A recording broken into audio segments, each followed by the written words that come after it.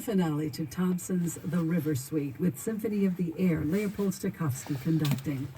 Symphony of the Air. The Monday morning commute could always use a good friend, and Mozart's coming up next. It's 8:43.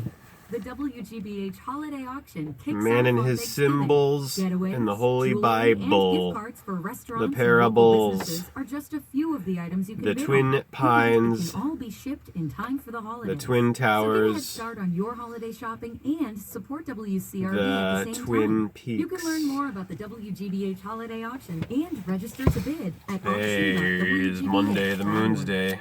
Music on WCRB is here thanks to you and Newbury Court, a full-service residential community in Concord, Massachusetts, for persons age 62 or over. Newbury Court invites you to schedule a visit.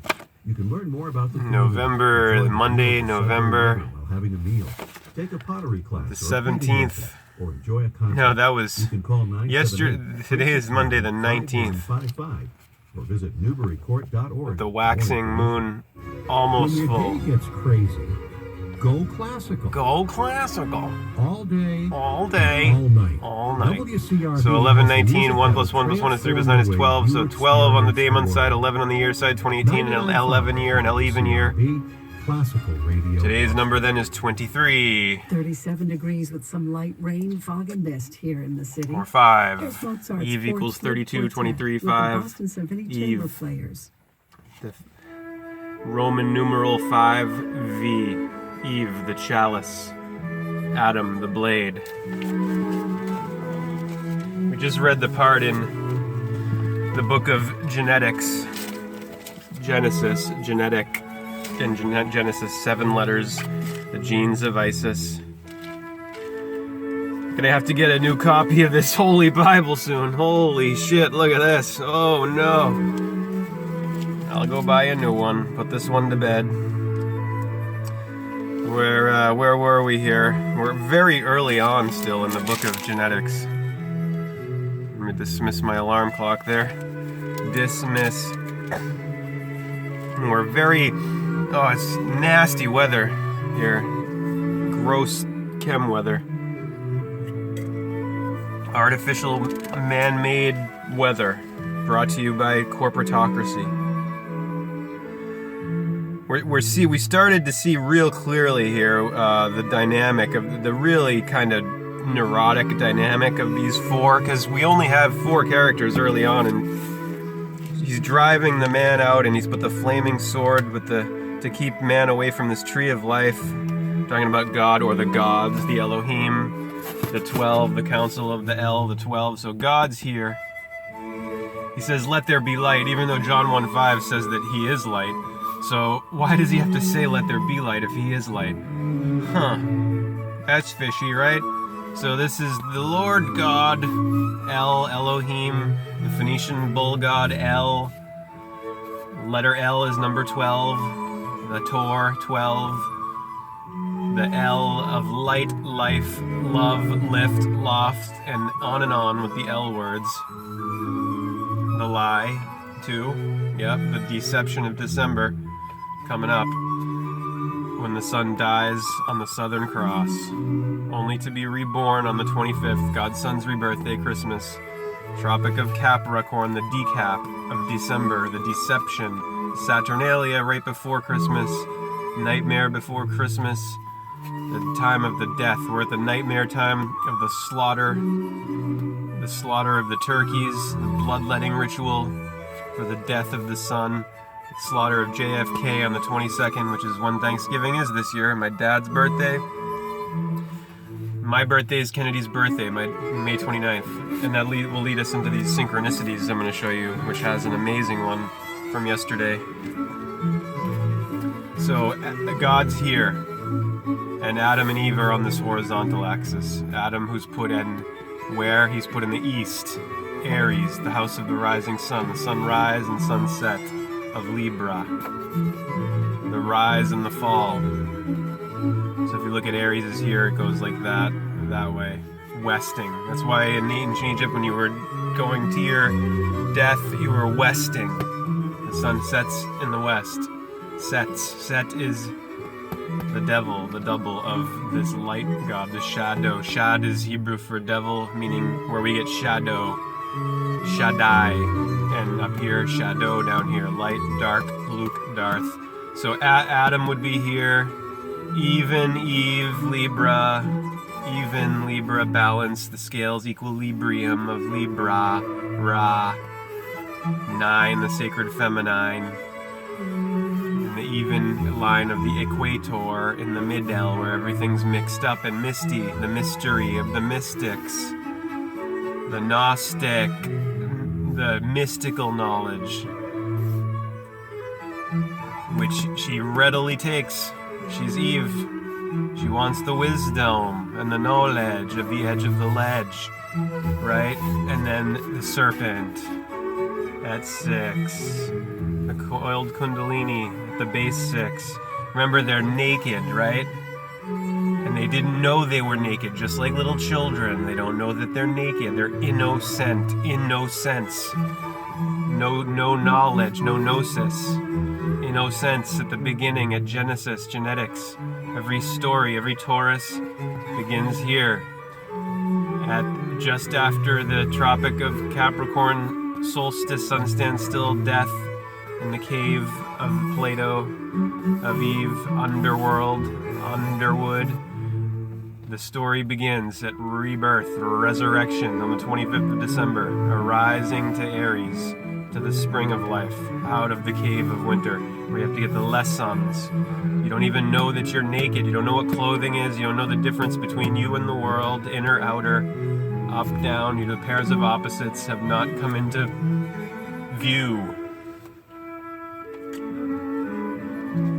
So this really telling line in the book of genetics, excuse me, it's awful weather.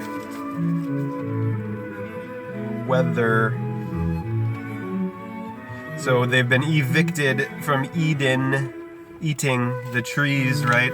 So the knowledge you have to take in, you have to ingest it like a fruit from a tree, right? It has to come in from without. You have to be instructed, and this is what the Torah of Taurus is. It's instruction, law, right? The Pentateuch, the first 5 books that penetrate the Taurus story of Horus, going round and round. So we're seeing that there's something pathological and sick about this Elohim, about these gods. Because first of all, they're claiming to be a god at the beginning, singular. Now look at this blatant, and Elohim in Hebrew is gods plural. So let's look at what this God so-called says before he condemns them to all this earthly existence and death and whatnot. Die equals 18, the Garden of Eden and Garden of 18. So, and unto Adam also and to his wife did the Lord God make coats of skins and clothed them. So, and then he says, and the Lord God said, this is verse 22, chapter 3, book of genetics, the beginnings, origins. And the Lord God said, behold, the man is become as one of us to know good and evil, one of us. And behold, the man has become as one of us. So if he's a singular God, what's this us talk? What's this? It's because it's the gods, the 12 of El. So he's got the knowledge of good and evil. He's become one of us. He sees the difference of things, the difference. He sees the light. And now lest he put forth his hand, and he's no longer ignorant. He's no longer ignoring his ancestry. And now lest he put forth his hand and take also of the tree of life and eat, and live forever. So now it's revealed he didn't want him to eat from this either. So this isn't the only forbidden fruit. No, this is forbidden too. So man was being held in some kind of dark ignorance there by this so-called gods, right? And so he drove the man. So therefore the Lord God sent forth from the Garden of Eden to till the ground, he sent the man to till the ground from whence he was taken. So, dust you came from, dust you'll return. I brought you into this world, I'll take you out, kid. We're dealing with knowledge. So knowledge is power, right? So why was this prohibited? For power, so that the man wouldn't become as the gods. What's going on here, right? Knowledge is power. And now we're look at what the age we're living in now.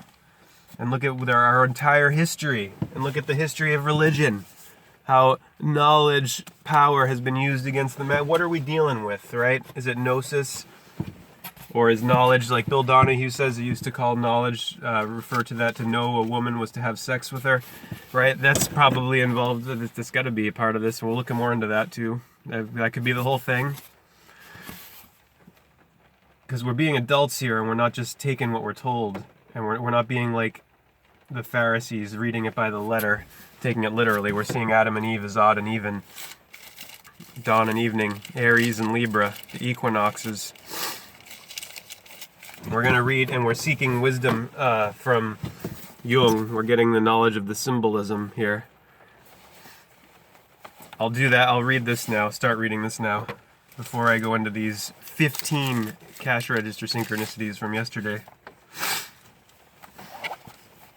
The role of symbols in man and his symbols. Because this is what we're dealing with the Bible, the symbol of the bull, of the Cabal, this ancient criminal cartel that uses religion as a weapon.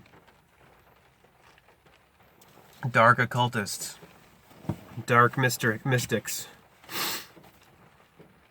who want you in the mist. They don't want you to have clarity and be able to see for yourself and to have your own critical thinking intact. Because when that's the case, you can say no, like Neo, to the Smith at 6. The role of symbols. When the medical psychologist takes an interest in symbols, he is primarily concerned with natural symbols, as distinct from cultural symbols. The former are derived from the unconscious contents of the psyche, and they therefore represent an enormous number of variations on the essential archetypal images. In many cases, they can still be traced back to their archaic roots, i.e. to ideas and images that we meet in the most ancient records and in primitive societies. The cultural symbols, on the other hand, primitive meaning primal, meaning first societies, primary, principal, prior, before.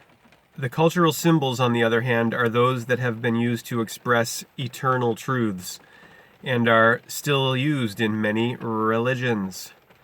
They have gone through many transformations and even a long process of more or less conscious development, and thus have become collective images accepted by civilized societies. Such cultural symbols nevertheless retain much of their original numinosity or spell. The gospel of the Bible. One is aware that they can evoke a deep emotional response in some individuals, and this psychic charge makes them function in much the same way as prejudices. They are a factor with which the psychologist must reckon. It is folly to dismiss them because in rational terms they seem to be absurd or irrelevant. They make up important constituents of our mental makeup and vital forces in the building up of human society. They cannot be eradicated without serious loss. Where they are repressed or neglected,